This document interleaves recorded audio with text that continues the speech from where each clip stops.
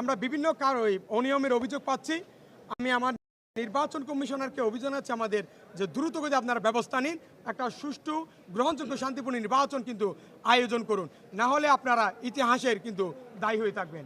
আপনারা হয়তো অবগত আছেন বা আপনারা একটু পরে নিউজ করতে পারেন যে ছবি দেখে চেক করতে ক্রস না চেকিং করতে আসলে একটা মজার ঘটনা বলি। আমি যখন এই যে মাত্র ভোট দিয়ে আসলাম, চেকিংটা যখন করতেছে, আমি যখন আমার ভোটার নাম্বারটা বললাম তখন এটা টিক দিছে। তাই আমি বললাম কি যে আমি ছাত্রদল জিএস ক্যান্ডিডেট। তখন উনি আমার আইডি কার্ড দিচ্ছে, ভাই আইডি কার্ড। তখন উনি আমার ছবির সাথে মিলাচ্ছে।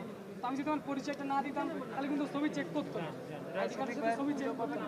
তো আমি পরিচয় দেওয়ার পরে আমি একটা ক্যান্ডিডেট হিসেবে একটু দেখালো যে না আমরা স্বচ্ছতা আনতে যাচ্ছি।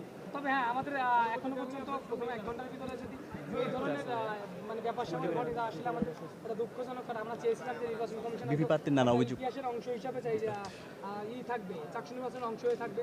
তো আসলে তারা কতটুকু সফল হবে আমরা আসলে বুঝতে পারতেছি না।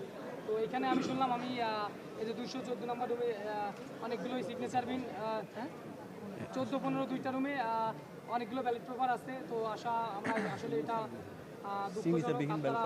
যারা মিডিয়া আছেন আপনারা একটু এটা খোঁজ খবর নেন, কারণ সত্যতা উদ্ঘাটন না এটা তো অটোমেটিক একটা পার্মানেন্ট, কিন্তু যেটা কালার সেটা কিন্তু আপনার কি সহজ উঠে যাওয়ার কথা না। আর সেই উঠে না যাওয়ার কারণে কিন্তু আমাদের নির্বাচন কমিশন কিন্তু কালির ব্যবস্থা করেছিল। আমাদের দাবি ছিল সেটা যেন পার্মানেন্ট করা হয়, কিন্তু সেটা যে ব্যবস্থা গ্রহণ করেছে সেটা কিন্তু কার্যকরী ফল হচ্ছে না, হালকা এটা অটোমেটিক উঠে যাচ্ছে গা।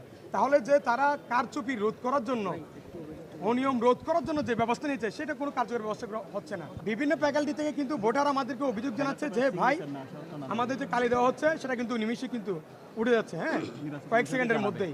তাহলে কিন্তু এটা সুষ্ঠু গ্রহণযোগ্য নির্বাচন সম্ভব নেই। আর যদি ছবির কথা বলা হয়, দেখেন আমি যে ভোটার, আমি যে ছবি দিয়েছি আমার, সেই ছবিতে কিন্তু আমার দাড়ি নেই, এখন কিন্তু আমার এখানে দাড়ি রয়েছে। তাহলে ওরা কিভাবে ছবির সাথে কিন্তু বাস্তবিক মানুষের কিন্তু অনেক পার্থক্য থাকে, যেই প্রক্রিয়া কিন্তু ওরা ছবির সাথে কিন্তু মিলাবে, এটা কিন্তু 28,000 শিক্ষার্থীকে সঠিক প্রক্রিয়া কিন্তু মিলানো সম্ভব নয়। যেমন আমি যদি এখন আপনি আমার ছবিটা দেখে আসেন ভোটারে, সেখানে কিন্তু কোনো দাড়ি দেখবেন না, কিন্তু আমার এখন দাড়ি রয়েছে। তো একজন মানুষের সাথে, বাস্তবিক মানুষের সাথে এবং ছবির সাথে কিন্তু অনেকগুলো পার্থক্য রয়েছে। আর সঠিক প্রক্রিয়া কিন্তু